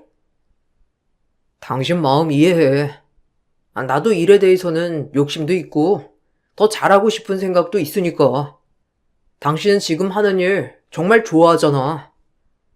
더 열심히 하고 싶다는 거 나도 충분히 이해하는데, 솔직히 그때 돼서 우리 몸 상태가 어떨지도 모르는 거고, 지금도 우리가 30대 중반인데, 더 나이가 들어서 임신 준비하다 보면 많이 힘들지 않을까 생각도 들거든. 우리가 지금 당장 임신을 시도한다고 해서 바로 될지도 모르는 거니까. 그런가?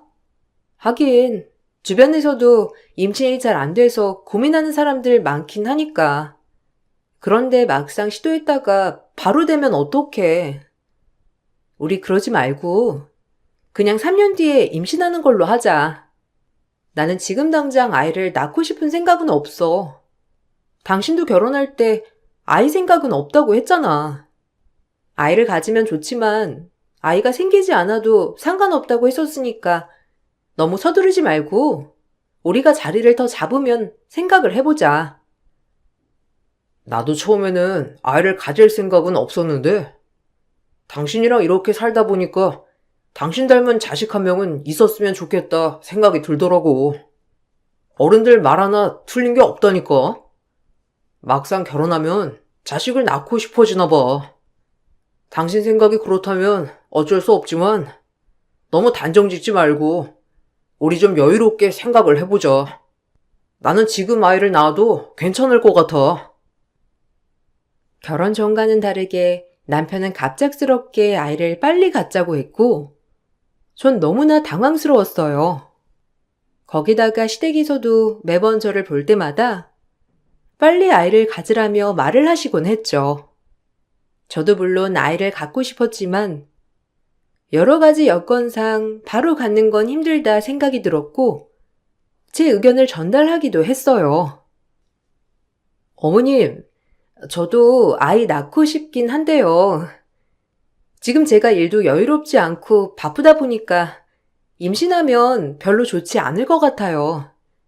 그래도 제 직업이 연차 쌓이고 경력 쌓이면 이직도 잘 되고 프리랜서로 일도 할 수 있으니까 지금 당장은 힘들어도 3년 정도 있다가 임신하면 될 것 같아요. 그때 되면 저도 그렇지만 남편도 좀 더 여유롭고 휴직 쓸 수 있지 않을까 싶어서요.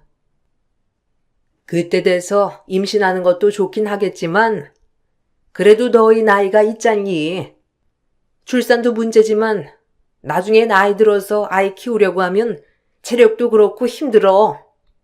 그냥 지금 아이 갖는 건 어때? 혹시 아이 돌보는 것 때문에 걱정하는 거니? 그런 거라면 걱정할 필요가 뭐가 있어? 내가 다 알아서 손주 돌봐줄게. 그 정도야 내가 못하겠어? 어머님께서요? 아휴, 아니에요. 어머님, 아이 돌보는 거 쉽지 않은데 그러시지 않으셔도 돼요. 저희 힘으로 아이 돌볼 수 있을 때 그때 갖는 게 맞는 것 같아요. 저도 많이 고민을 해봤는데 주변에도 물어보니까 할머니, 할아버지가 손주 돌보면서 몸도 많이 약해지시고 그런 경우가 많다더라고요. 그런 거 보면 그냥 부모가 아이 제대로 키울 수 있을 때 낳는 게 좋을 것 같아요. 아니야. 우리도 젊을 때 너희 도와줄 수 있는 거지. 더 나이 들면 더 못하지. 그때 되면 니들이 아이 봐달라고 해도 못 봐준다니까. 지금은 우리가 아직 여력이 있고 여유도 있으니까 해줄 수 있어. 평생 봐주겠다고 하는 것도 아니고 니들이 알아서 아이 돌볼 수 있을 때까지만 도와준다는 거야. 다른 거 걱정할 필요 없으니까 고민하지 말고 아이 낳아. 내가 봐주는 거 부담스러우면 아니면 도우미 부르는 비용이라도 우리가 지원해 줄 테니 걱정하지 마라. 이것 봐. 엄마도 이렇게 말씀하시잖아.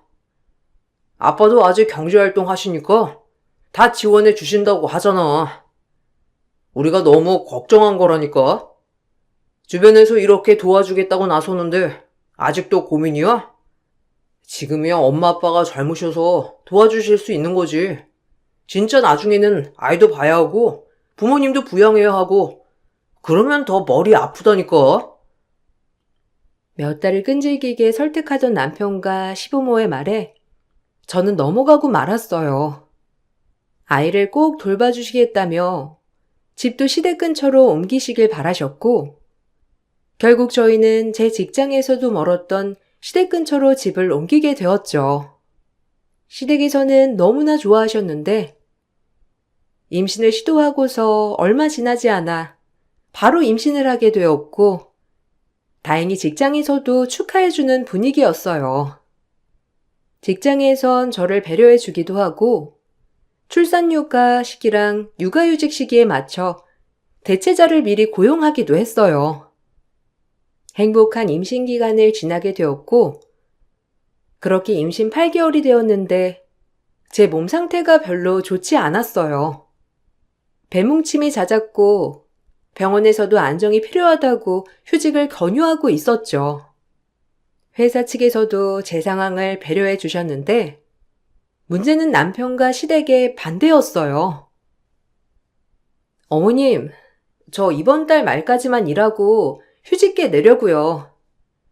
지금 배뭉침도 너무 심하고 병원에서도 이왕이면 다 채워서 낳는 게 낫다고 하셔서 휴직하고 출산 준비해야 할 것 같아요. 그렇게 되면 복직이 좀 빨라질 수도 있을 것 같아요. 직장에서는 그냥 아이 낳고서 1년 정도 쉬어도 괜찮다곤 했는데 출산 휴가를 좀 일찍 쓰는 거다 보니 저도 복직을 좀 일찍 해야 할 듯 해서요. 왜? 굳이 그런 생각을 하니? 회사에서도 네 사정 다 봐줬다며. 그냥 주는 대로 받으면 되지. 왜 일찍 복직을 한다고 그래? 그리고 원래 막달 다가오면 배도 붕치고 하는 거야. 막상 그래도 아이는 태어날 때 되어서야 태어나는 건데 지금부터 굳이 휴직을 할 필요가 있어? 네가 그렇게 눈치 보이면 그냥 막달까지 꾹 참았다가 그때 쓰면 되는 거 아니니? 그게 저도 몸이 좀 힘들어서요. 병원에서 그렇게 말할 정도면 저도 힘들 거라고 하니까 좀 쉬고 싶은 마음도 있고요. 아이 낳고 나면 아무래도 제대로 쉬지 못할 것 같아서 일찍 휴직해야 할 것 같아요. 예. 아이 낳으면 어차피 산후조리 하면서 쉴 테고 아이 어릴 때는 매일 누워있는 애 밥만 잘 주면 될 텐데 네가 뭘 못 쉰다는 거야. 오히려 아이 어릴 때가 더 잘 쉬고 그러는 거지. 그러지 말고 그냥 막달까지 쭉 일해. 아이를 낳아도 직장에서 나와서 쉬면 되는 거지. 뭐 지금부터 빨리 앞당겨서 쉴 필요가 뭐가 있니? 그리고 너희 회사 유급으로 휴직할 수 있는 것도 아니고 무급이잖니. 그럼 네가 쉬면 우리 아들만 돈 벌 텐데 굳이 그럴 필요가 있어? 그래, 엄마 말도 맞아. 나중에 아이 낳고 나면 돈 쓸 일이 얼마나 많은데. 한 달이라도 바짝 벌어야지. 당신 몸 힘든 건 내가 이해하지만 지금 당장 출산할 것도 아니고 병원에서도 그냥 권유한 거지 무조건 쉬라고 한 건 아니잖아. 내가 보기에는 당신 막달까지 꽉 채워서 아이 낳을 것 같아. 그러니까 걱정하지 말고 그냥 다음 달까지는 어떻게든 일하는 게 낫겠어. 시모와 남편은 막달까지 꾹 참아야 한다고 말했는데 그때 당시는 서운한 마음도 있었지만 당장 출산을 하게 될 것도 아니었고 아직 출산일까지 남았으니 내가 너무 섣부르게 생각한 건가 싶었죠. 그런데 아이는 8개월이 돼서 일찍 나오고 말았고 다행히 별다른 문제 없이 태어나서 망정이었지 병원에서는 쉬라고 한 말은 왜 듣지 않았냐면서 혼을 내시기도 했죠. 아이가 태어나고 나서 산후조리는 친정엄마가 해주셨는데, 친정엄마는 제가 손 하나 까딱하지 않아도 될 정도로 아이 돌보는 것뿐만 아니라 집안 살림까지 싹 다 해주셨어요. 거기다가 신생아 돌보는 방법을 전문기관에서 교육까지 받아오셔서 저보다 더 아이를 잘 보셨답니다. 엄마 덕분에 전 모유 수유까지 할 수 있을 정도였는데, 쉬는 날 없이 엄마는 아이를 내내 봐주셨고, 그래서 그런지 결국 몸살이 나시고 말았어요. 일주일 정도 푹 쉬어야 하는 상황이라 그 기간에 시모가 오셔서 아이를 봐주시기도 했는데 정말 너무 불편하더라고요. 어머님, 아이 이제야 잠들었어요. 자꾸 아이 만지시면 깨날 수도 있어서 나중에 아이 깨나면 그때 사진도 찍으시고 안으시고 하세요. 그리고 아까 아이 젖병 어디다 두셨어요? 보니까 세척된 거 하나도 없던데 제가 지금 세척할게요. 어머님 그리고 저 잠깐 정형외과 좀 갔다 와도 될까요? 팔목이 너무 아파서 병원을 갔다 와야 할 것 같아요. 정형외과? 왜? 고작 아이 좀 많은 거 가지고 팔이 아프니? 그거 아이 좀 크면 괜찮아. 병원까지 갈 필요 없어. 예, 애 자고 있으니까 지금 얼른 가서 빨래도 돌리고 설거지 좀 해놔. 저녁에는 네 남편 좋아하는 김치찌개 좀 해먹자. 매번 간도 제대로 안 된 음식 먹으니까 밋밋하고 맛도 없고. 어떻게 네 엄만 이런 음식을 먹으라고 해놨다니? 좀 맵고 칼칼한 음식 먹어야 속이 풀리지 원. 아직 모유 수유하고 있어서 엄마가 자극적인 음식은 되도록 안 먹는 게 좋다고 해서요. 아니면 전 엄마가 해준 음식 먹을 테니 어머님이 드실 음식 해서 드셔도 돼요. 아, 아까 어머님 마트 갔다 오신다고 하신 거 아니세요? 지금 아이 자고 있으니까 아니면 지금 다녀오세요. 한두 시간은 아이도 푹 잘 것 같아요. 아니면 볼일 보시고 오셔도 되고요. 그럼 나 친구 좀 만나고 올 테니까 네가 마트 좀 다녀와. 아이 일어나려면 한 1시간은 이렇게 있지 않겠니? 간 김에 이것저것 장 좀 제대로 보고 오고. 오늘은 네 남편이랑 술 한잔 해야 되겠네. 너도 이제 출산한 지 1달 다 돼가는 거 아니니? 산후조리는 이 정도면 충분하지. 더해서 뭐 할 거야? 집안일도 이젠 네가 좀 하고 남편 시키지 말거라. 시모는 출산한 지 1달도 되지 않은 저에게 집안일부터 아이 보는 것까지 모두 시키셨죠. 제 산후조리를 도와주겠다고 오셨지만 정작 오셔서는 밥상도 제가 차린 밥으로 드시고 잘 자고 있는 아이 억지로 깨워서 사진만 찍으시고 다시 재우는 건 저에게 맡기셨어요. 거기다가 남편은 시모가 와서 그런지 퇴근 후에 아이도 한번 돌보지 않았고 집안일도 하나도 하지 않은 채 매일 시모랑 술이나 마시면서 일찍 잠에 들더라고요. 정 그런 모습을 보면서 우울증이 생겼어요. 일주일 후 엄마가 다시 오셨고 제 상태를 보시고선 엄마는 너무 마음 아파하셨는데 다행히 엄마가 오시고 나서는 저도 푹 쉬면서 회복할 수 있었죠. 그나마 시모가 오기 전엔 엄마 눈치를 보면서 아이를 조금이라도 봤던 남편은 시모가 오신 후부터는 대놓고 아무런 일도 하지 않았어요. 뭐라고 하고 싶었지만 엄마가 극구 말리시는 바람에 다툴 수도 없었고 그렇게 아이가 돌이 될 때까지 엄마는 저희 집을 왔다 갔다 하시면서 아이도 봐주시고 살림도 해주셨어요. 그런데 복직을 준비하던 와중에 시댁에서 황당한 얘기를 꺼내시더라고요. 저 다음 달에 복직하려고요. 회사에서도 일정 조율한다고 연락이 와가지고 답변을 해야 할 것 같아요. 그래도 아직 아이가 어려서 출근 시간은 조정을 해주신다고 하셨어요. 어린이집은 내년쯤 보내는 게 낫지 않을까 싶어서요. 어머님이 1년 동안만 아이 좀 봐주시면 정말 감사할 것 같아요. 나중에 어린이집 보내고 나면 아이 등하원만 부탁드려요. 지금 무슨 소리를 하는 거야? 내가 왜 네 아이를 보니? 니들인데 왜 내가 봐야 하는 건데? 어머, 너 너무 당연하게 나한테 부탁하는 거 아니니? 내 주변에도 보니까 며느리가 당당하게 찾아와서 아이 맡긴다고 하더니만 딱 네가 그러고 있네. 어떻게 대책도 마련 안 하고 바로 다음 달에 복직한다고 하는 거야? 난 못 봐줘. 그리고 애는 엄마가 봐야지 왜 갑자기 복직을 한다고 그래? 네? 어머님, 저 임신하기 전에 아이 봐주신다고. 저 복직할 때 아이 어린이집 가기 전까지 봐주신다고 하셨잖아요. 아이 낳고 나서도 복직 언제쯤 할 거다 어머님께 말씀도 드렸는데 갑자기 이렇게 못 봐주신다고 하시면 어떡해 해요. 그럼 제가 바로 어린이집 들어갈 수 있는 곳 알아볼 테니까 입소하기 전까지만 부탁드릴게요. 복직하기로 한 거 갑자기 이렇게 취소할 수는 없어서요. 그 어린애를 어떻게 어린이집에 보내? 너 지금 제정신이니?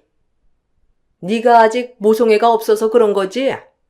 애를 어떻게 어린이집에 보내니? 가서 뭘 한다고? 그러지 말고 일을 그만둬. 어차피 너 일한 경력도 있고 하니까 나중에 애 키우고 직장 다시 다닐 수 있는 거 아니야? 고민할 필요가 뭐가 있어? 애도 엄마가 보는 게 성격에도 더 좋아. 시모는 갑작스러운 태도가 바뀌니 전 너무나 당황스러웠어요. 전혀 예상하지 못한 일이었고 그동안 남편에게 복직 얘기를 수없이 많이 했음에도 불구하고 아무런 말도 듣지 못했었거든요. 남편과도 엄청나게 다퉜습니다. 차라리 몇 개월 전에 못 봐준다고 하셨다면 복직을 취소하거나 사정을 말했을 텐데 한 달을 앞두고 갑작스럽게 안 된다고 하시니 너무 당황스러웠어요. 당신 어머님이 아이 못 봐주신다고 하신 거 알고 있었어? 내가 몇 달 전에 당신한테 복직한다고 말했잖아. 그때도 당신 별다른 말 안 하더니 갑자기 이렇게 하시면 어떡해? 임신하기 전에도 아이만 낳으면 다 봐주신다고 하셨잖아. 물론 그 말을 다 믿었던 건 아니지만 내가 여러 번 말했을 때도 아무런 말씀도 안 하시더니 이렇게 하면 어떻게 하자는 거야? 당신이라도 다시 말해보면 안 돼? 여보, 당연히 아이는 부모가 책임지고 봐야지. 왜 우리 엄마한테 책임을 전가해? 상황이야 언제든지 바뀔 수 있는 거고. 당신도 임신하고 싶으니까 한 거지. 엄마 아빠가 낳으라고 했다고 낳는 게 말이나 되는 소리야? 그건 너무 이상하다. 그리고 어쩔 수 없지. 엄마가 못 봐주신다고 하는데 당신이 일을 그만두거나 그럴 수밖에 없지 않겠어? 아이도 어린데 어린이집 보내는 건 좀 아닌 것 같고. 지금 무슨 소리를 하는 거야? 어머님이 봐주신다고 해서 우리 이사까지 한 거 몰라? 돈도 더 많이 들고 거기다가 나는 출퇴근 더 멀어졌는데도 이사했어. 그럼 난 복직 언제 해야 하는데? 퇴근하면 다른 직장 언제 다시 구하냐고. 그리고 내가 구한다고 해서 바로 직장 다닐 수 있어? 어떻게 당신 그렇게 말을 쉽게 해? 아니면 당신이 육아휴직 써. 당신 회사에서도 육아휴직 있다며 쓴 사람도 있고. 내가 육아휴직 다 썼으니까 이번에는 당신이 쓰면 되겠네. 무슨 내가 육아휴직을 써? 남자가 육아휴직 쓰면 승진에 지장 가는 거 몰라? 같은 회사원이면서 어떻게 그런 소리를 아무렇지 않게 하냐? 난 그렇게 못해. 그러지 말고 어머님한테 맡기는 건 어때? 어차피 어머님 지금 집에서 쉬고 계시잖아. 1년 동안 우리 아이 봐주셨으니까 더 잘 보실 테고. 어머님도 아이 예뻐하시고 좋지 않겠어? 제정신이야? 엄마 안 그래도 나 산후조리 해주신다고 하면서 1년 동안 우리 집 집안일까지 다 해주셨어. 몸도 다 상하셨는데 지금 무슨 소리를 하는 거야? 난 그렇게는 못해. 차라리 육아 도우미 고용하자. 그게 나을 것 같아. 1년만 육아 도우미 도움 받고 나중에 어린이집 보내고 내가 프리랜서로 전향하던지 할게. 뉴스도 안 봐? 어떤 사람인 줄 알고 고용을 한다는 거야. 어차피 우리 집에서 아이 못 봐주면 도우미 비용 지원해 준다고 하셨잖아. 그러면 그걸로 어머님 드리면 되지. 내가 좀 더 보태서 넉넉하게 드릴 테니까. 난 솔직히 어머님이 오셔서 아이 봐주시는 게 좋을 것 같아. 한 번만 말씀드려보자. 전 산후조리에 이어서 아이 육아까지 엄마에게 부탁드릴 수 없었어요. 그래서 복직을 포기해야 하나 고민하던 찰나에 엄마가 먼저 연락을 해 오셔서 당신이 아이를 봐주겠다며 복직을 하라고 하셨죠.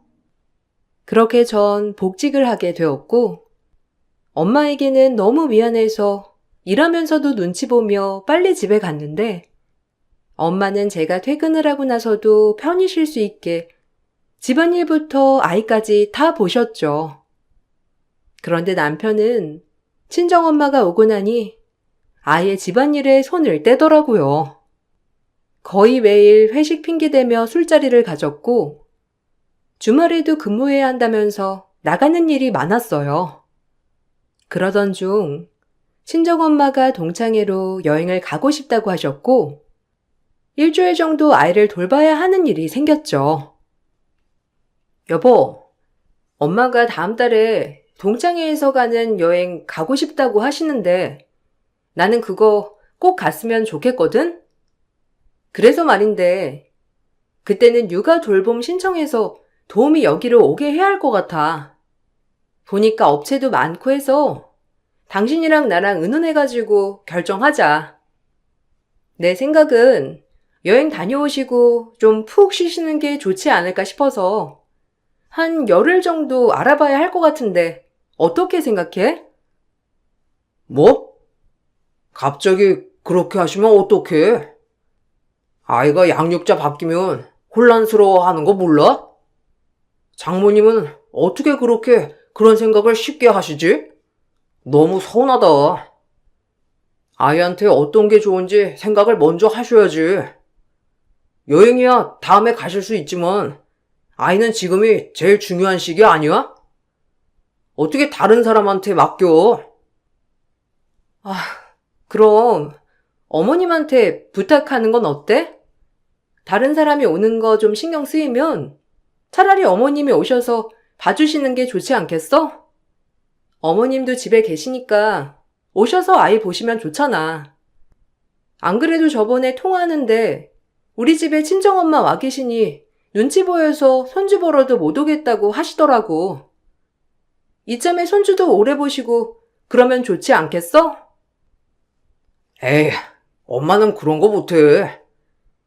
그리고 우리 엄마 몸이 얼마나 약한데. 분명 아이 보다가 몸살 날 게 뻔해. 그리고 엄마가 왜 집에 있어? 요새 바쁜데.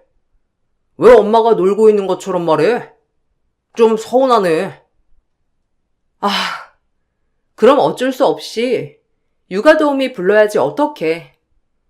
그냥 내가 알아보고 어느 정도 비용 나오는지 보내줄 테니까 당신은 그냥 결정만 해 그럼. 나도 여기저기 알아보면서 괜찮은 곳 찾아볼게. 아니면 정 신경 쓰이면 당신이랑 나랑 휴가 번갈아 가면서 내면 되지 않을까? 엄마가 지금까지 우리 아이 봐주셨는데 여행까지 가지 말라고 하는 건 좀 너무한 것 같아. 결국 남편이랑 육아 도우미를 고용하기로 했지만 일주일 비용을 견적내고 보내고 나니 남편은 시겁하면서 바로 시모에게 부탁을 하더라고요. 어이가 없었지만 참을 수밖에 없었고, 일주일 동안 시모는 아이를 봤는데 정말 난리가 났어요. 걷는 것도 서툰 아이를 데리고선 카페에 가서 아이를 그냥 방치하는 바람에 아이는 유리컵을 깨고 손까지 다쳐 봉합을 해야 했죠. 거기다가 어른들이 먹는 음식을 그대로 먹여서 배탈이 나기도 했고, 결국 며칠은 제가 휴가를 내서 아이를 봐야 했어요. 그런데 남편이 얼토당토하지 않는 얘기를 꺼내더라고요. 이번에 엄마가 아이 일주일 봐주셨으니까 우리 아이 봐준 비용 드리자. 엄마한테 한 달치 드리면 될 것 같은데 어떻게 생각해? 솔직히 우리 아이가 좀 유난이기도 했고 엄마가 엄청 힘드셨대. 원래 밖에 나가서 친구도 보시고 돌아다니셔야 하는데 아이 때문에 붙잡혀 있었잖아. 내가 생각하기에는 이 정도는 드려야 할 것 같은데. 그래? 뭐 어머님이 아이 보셨으니까 드리는 건 좋은데, 그럼 우리 엄마한테는 그것보다 더 드리고 있는 거지? 당신 말대로 유난히 나이, 엄마가 지금 매일 보고 계시잖아. 솔직히 말해서 나도 출근하니까 고작 저녁에 잠깐 보고, 당신은 평일이고 주말이고 아이 제대로 본 적도 없는데, 그럼 우리 엄마한테는 더 드려야 하는 게 맞지 않아? 그게 무슨 소리야? 내가 장모님 여기 오셔서 아이 보는 거 불편해도 다 감수하고 있는데 그건 생각 안 해? 그런 거 생각하면 더 주는 건 아니지. 그리고 아이는 장모님이 이렇게 만든 거나 마찬가지인데 엄마가 고생하면 더 고생했지. 와, 진짜 어이가 없네. 지금 아이 아파서 병원비 얼마나 들었는지 알기나 해? 당연히 지금 시기는 아이가 밖에 나가면 아무거나 만질 수도 있는 거고, 그럼 더 조심해서 보셨어야지. 근데 어머님, 아이 그냥 아무렇게나 뛰어놀게 놔두셨다며. 그거에 대해서는 당신 뭐라고 말이라도 했어? 그걸 왜 말해? 솔직히 우리가 아이 못 보니까 엄마가 와서 봐주신 거잖아. 애초에 장모님이 여행 안 가셨으면 그런 일도 없을 거고. 봐준 것만으로도 감사한 거 아니야?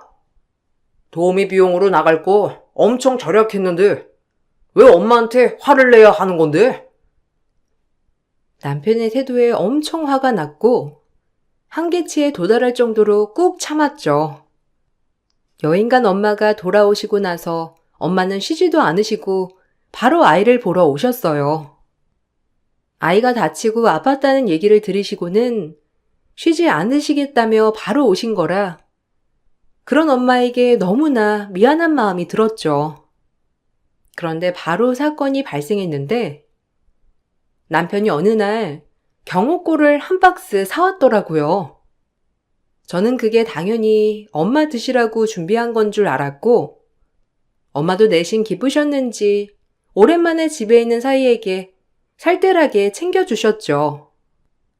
집안 정리를 다 마치고 나서 엄마는 사이에게 슬쩍 말을 꺼내셨어요.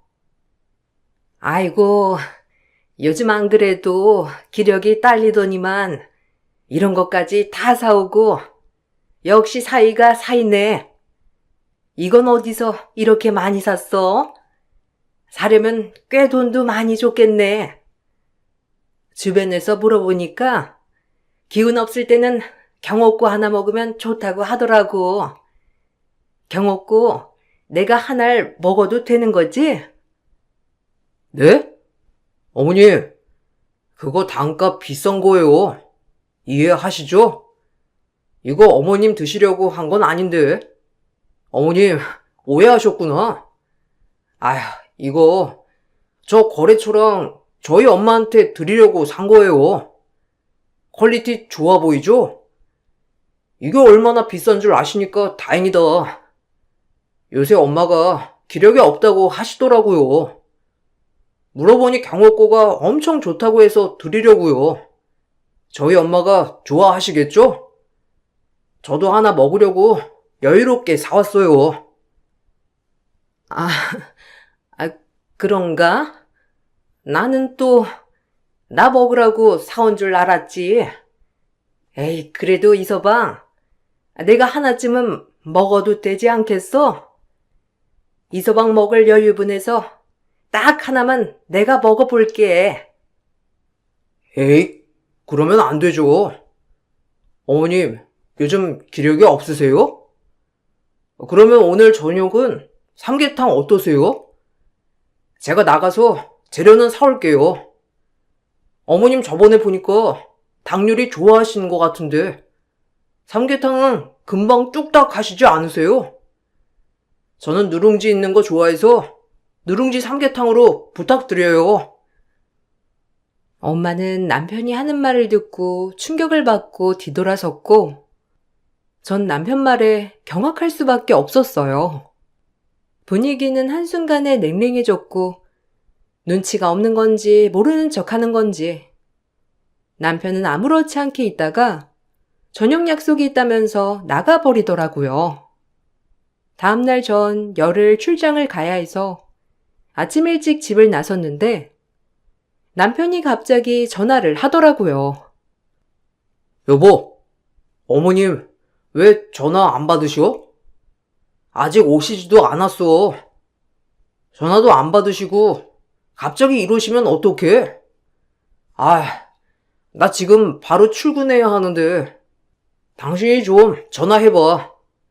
출근 늦으면 오늘 큰일 난단 말이야. 다른 것도 아니고 아침에 이렇게 늦게 오시면 어쩌자는 거야. 어제 엄마가 기력 딸린다고 경옥고 주라고 한 거 듣지 않았어? 엄마가 진짜 몸이 안 좋으셨어. 그래서 감기 몸살에 열이 엄청 나가지고 못 가셔. 아빠 말로는 링거 맞으러 응급실에 계시는데 입원해야 하실 것 같으시대. 못 가시니까 어머님한테라도 한번 부탁해봐. 갑자기 그렇게 하시면 어떡해? 엄마한테 갑자기 오라고 하면 싫어할 것 같은데. 그냥 당신이 출장 끝내고 지금 오면 안 되는 거야? 갑자기 맡길 것도 없고 나도 당장 나가야 한단 말이야. 아니면 장인어른이라도 오시라고 하면 안 되겠지? 그래? 그럼 내가 3일 있다가 갈 테니까 그동안 당신이 휴가 내서 있으면 되겠네. 어머님한테는 지금 전화해서 오전에만 봐달라고 해.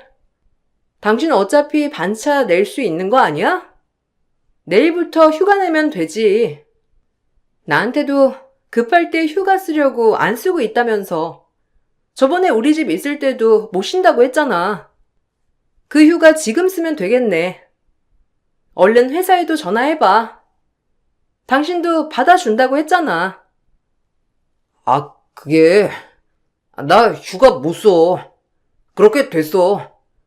어쨌든 그럼 그냥 내가 알아서 해결할게. 당신 3일 뒤에 온다고 했지?